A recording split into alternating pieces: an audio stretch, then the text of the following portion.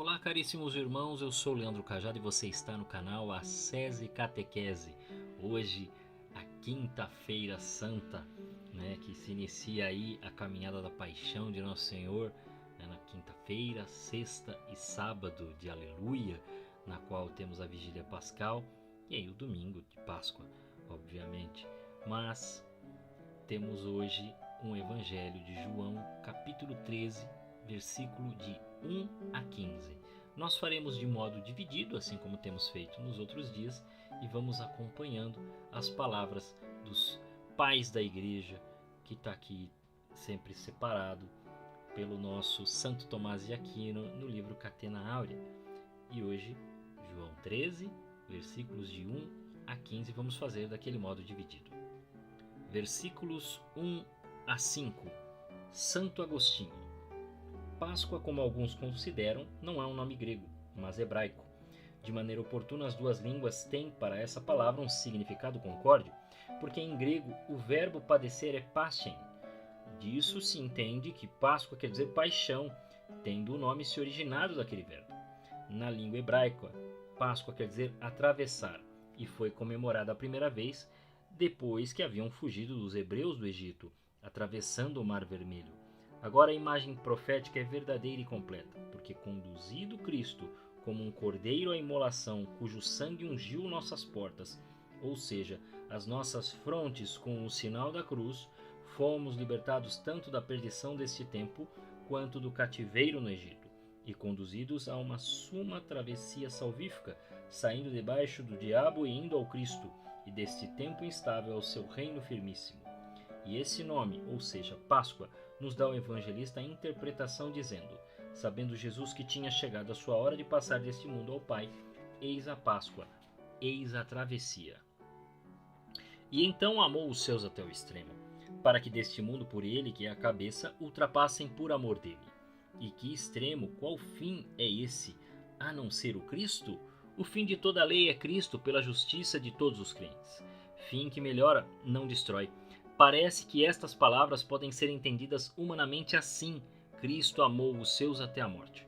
Mas não como se o amor acabasse com a morte daquele que a morte não pode matar, a não ser que talvez se entenda assim: até a morte os amou, isto é, amou-os até mesmo morrendo por eles. E então, durante a ceia, ou seja, e tendo posta a mesa para o serviço dos convidados, a ceia estar pronta não deve ser tomada no sentido de que havia sido consumida ou terminada, porque a ceia ainda estava sendo servida quando ele se levantou, lavou os pés dos discípulos, porque então ele se sentou novamente e deu ao traidor um pedaço de pão e disse: o diabo já inspirou o coração para que Judas Iscariotes o traísse. Esta tentação espiritual é chamada de sugestão, que não vem pelos ouvidos, mas pelos pensamentos.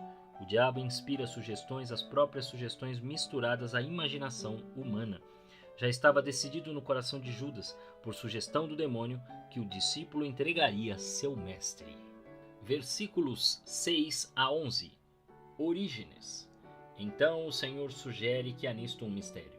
Lavando e enxugando os pés deles, purificou-lhes, pois deveriam pregar de forma honesta, para que ensinassem o caminho santo e andassem por aquele que dizia: eu sou o caminho. Convinha que Jesus depusesse as vestimentas dos apóstolos, para limpar mais os pés que já estavam limpos, ou para tomar no próprio corpo a imundície dos pés dos seus discípulos, por meio do pano que o envolvia, porque carregou sobre si todas as nossas fraquezas. Note que, devendo lavar os pés dos discípulos, ele não quis escolher outra oportunidade senão quando o diabo já havia entrado no coração de Judas, para que entregasse Cristo aos seus algozes, que logo viria a dispensa dada aos homens, porque antes não era oportuno que Jesus lavasse os pés de seus discípulos. Quem teria lavado seus pés e suas manchas no tempo que transcorreu até a paixão? Mas nem na hora da paixão, porque não havia outro Jesus para lavar os pés deles, nem mesmo depois da paixão, porque somente no tempo da vinda do Espírito Santo seus pés foram lavados.